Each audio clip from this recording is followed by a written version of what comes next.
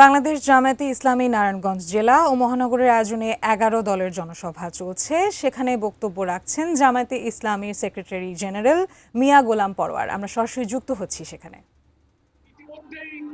সমস্ত vote কেন্দ্রগুলোতে CCTV camera স্থাপনের কাজ শুরু হয়েছে। এরপরে ওনারা বলেছেন আরো ব্যবস্থা নিয়েছি। ভোট কেন্দ্রে যে পুলিশ দায়িত্বপ্রাপ্ত কর্মকর্তা থাকবে তার বডিতে বডি ক্যামেরা থাকবে।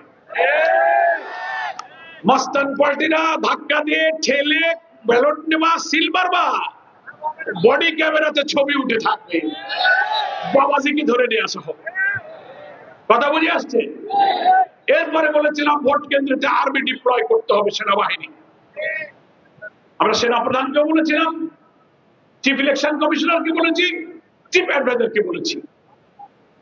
প্রথম দিকে সিদ্ধান্ত নিতে একটু দেরি হচ্ছিল, শেষ দিকে এসে আমরা এটাও কনফার্ম হয়েছি যে ভোট কেন্দ্রে ওনারা সেনাবাহিনী মোতায়েন করবেন, স্ট্রাইকিং ফোর্স থাকবে, গুরুত্বপূর্ণ জায়গায় সেনাবাহিনী থাকবে, বিজিবি থাকবে।